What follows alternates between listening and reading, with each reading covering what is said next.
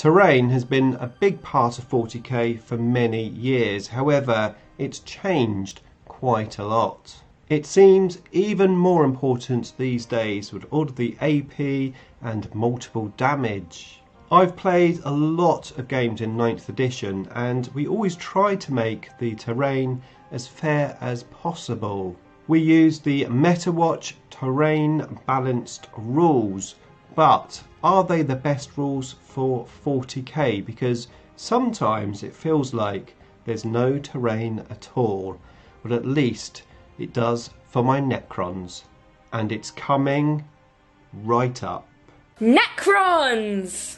Tactical Corner. Nick speaking, and welcome to this video. Well, this video is actually edited from a recent live stream. So if you want to see my live streams, then you can find the playlist linked up in the description below. However, today we are talking about terrain because I have a bit of an issue with terrain because it just doesn't seem like there's any terrain on the table at all.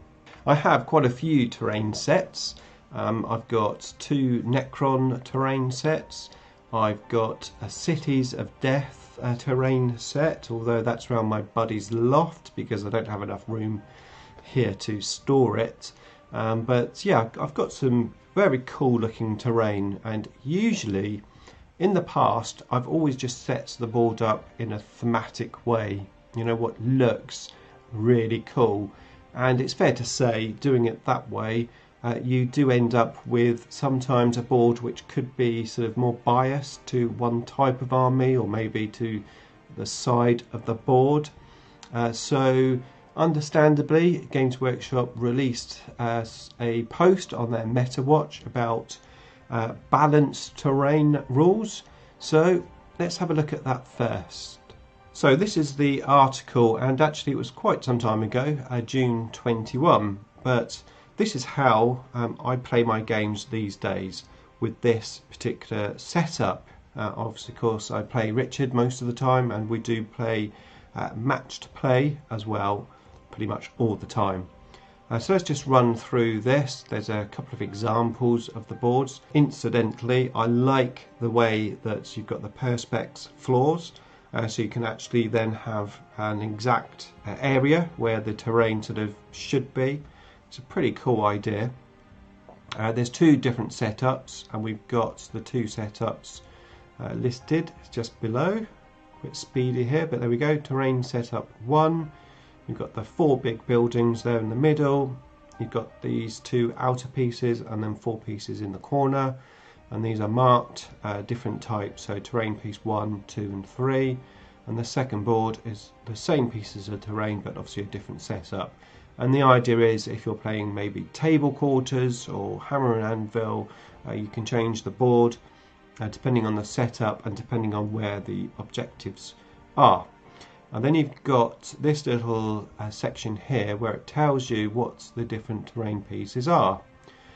So let's have a look at these. Now, all 3 of these pieces are classed as area terrain. So in other words, they have a footprint. Infantry, beasts and swarm gain cover saves, and you use the normal rules for line of sight to see if you can see when you're sort of on it or standing in it. The ruins are obstacles, so that's the first 2 pieces here are both ruins.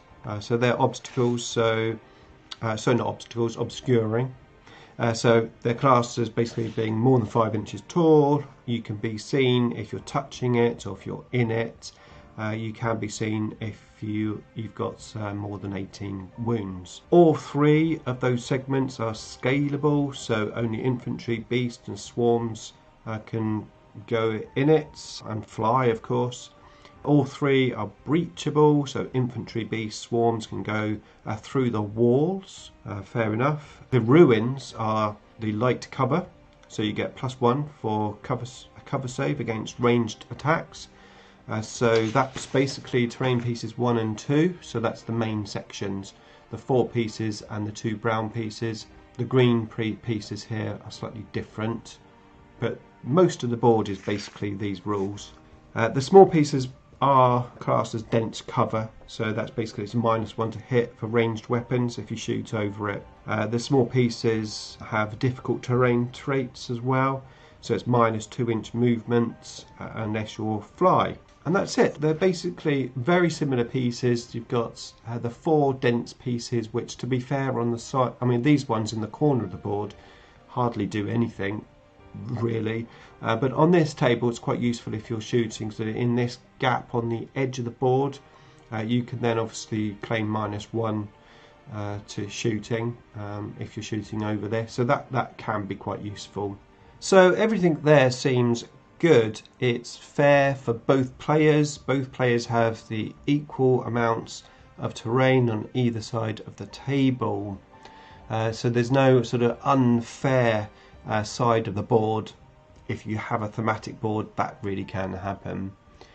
And that's what these tournament rules are for, so that you can just turn up on the day. Each table has effectively the same terrain, you know what you're walking into, and it's the same for both sides of the table. I mean, I do like things being even and equal for both sides, but there is a lot to be said for a themed table, especially if you're only playing themed lists and sort of having fun, basically. However, if you are playing a little bit more serious and more match play rules, then there's no doubt having an even table is the way to go. However, I'm having some difficulties with this match play table. Lots of units can assault through the walls, so I don't feel that protected from the terrain. Plus, if a unit's assaulting you from behind a piece of terrain and they're not touching it, that means you can't overwatch them, and Necrons like to overwatch, especially with our guns. We play it so that if you're touching the piece of terrain or you're in the piece of terrain has windows in it, so that basically means that as soon as you're touching that piece of terrain you can shoot straight through it, pretty much as if it wasn't there. We have a blanket sort of rule that all the buildings on the table are like that. It just makes things easier. There's no sort of like stooping down and trying to get line of sight. It's like they've all got windows. You can, if you're touching it, you can shoot through it. And it just seems really good for Richard, who has a very fast army. He sort of on turn 1, he goes to the middle of the table, he sort of touches all the pieces of terrain, and then he can shoot freely and then assault me, and I've been struggling. And I don't think that this terrain setup is that great for more of an elite army. An elite army which is, or can be, slow moving as well. Now, as I said, we've been playing these pieces of terrain as if they had windows, and I think this is my problem. What if we played those pieces of terrain as if they didn't have windows, if they were a bit more WYSIWYG? In other words, if you're touching the piece of terrain or in the piece of terrain, you still have to have line of sight to your opponent to be able to shoot them. So if you have a building, maybe sort of a ruined building, and half of the building is sort of blocked out, the other half isn't, you touch a piece of terrain, you can only shoot on that section which isn't blocked out, so not the other side. At the moment we're playing windows, so you can shoot anywhere you like.